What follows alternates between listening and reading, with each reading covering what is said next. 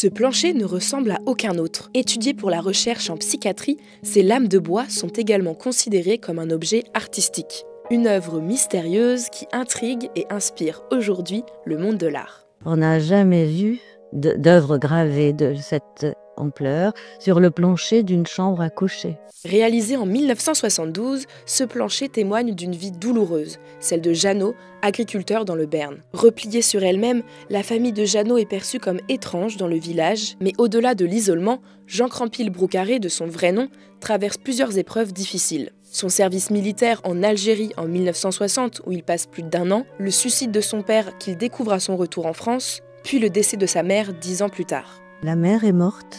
Elle a été trouvée devant le feu de cheminée, dans son fauteuil, et Jean et sa sœur avaient souhaité enterrer la mère dans la maison, sous l'escalier. L'escalier qui jouxte la chambre de Jean, dans laquelle on a trouvé le plancher. Après ce drame, Jeannot s'enferme dans sa chambre et grave son plancher pendant plusieurs mois avant de mourir à l'âge de 33 ans, en 1972. Une vingtaine d'années plus tard, Guy Roux, un neuropsychiatre, rien à voir avec le football, tombe par hasard sur ce plancher et s'en empare pour l'étudier. Aveu d'une souffrance terrible, preuve de symptômes dépressifs, simple délire schizophrène, difficile pour le médecin de trouver la réponse. On peut faire des hypothèses, mais on ne sait pas. Ce qui compte, c'est qu'il ait, lui, eu la possibilité psychique et technique d'inventer une écriture et d'en parler. On ne connaît que des éléments biographiques, des troubles du comportement, des choses un peu particulières qui se sont produites, mais personne ne l'a rencontré. Il faut toujours être très prudent là-dessus.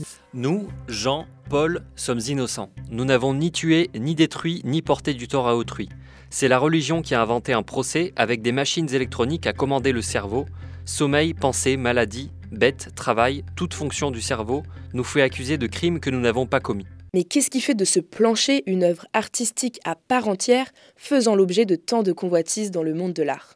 On peut évidemment dire qu'il s'agit d'une œuvre épigraphique destinée à être sur la tombe de la mère, même si c'est pas sur la tombe, c'est à côté, faisant de la maison le tombeau.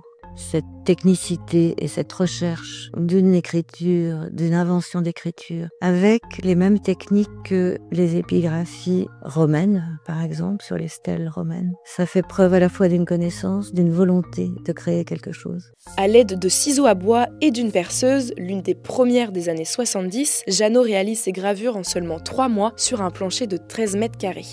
Notre mission, c'est de montrer qu'on peut être malade, produire une œuvre, et que cette œuvre n'est pas forcément le reflet d'une maladie. C'est une façon de respecter l'œuvre, en ce qu'elle n'est pas uniquement la projection d'une maladie, et c'est aussi une façon de respecter l'homme, en ce qu'il n'est pas uniquement sa maladie, mais qu'il peut être autre chose.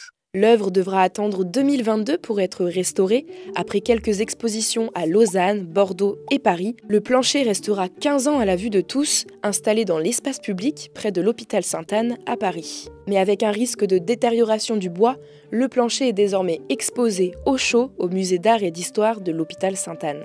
Il y a une vraie cohérence dans ce texte. Il y a des choses qui peuvent peut-être paraître un peu étranges. Ce mystère non élucidé intrigue autant qu'il fascine. Plusieurs romans et pièces de théâtre s'en sont d'ailleurs inspirés. Je crois que ça, c'est une très très bonne leçon. La leçon, c'est d'accepter de ne pas tout comprendre et de ne pas tout savoir.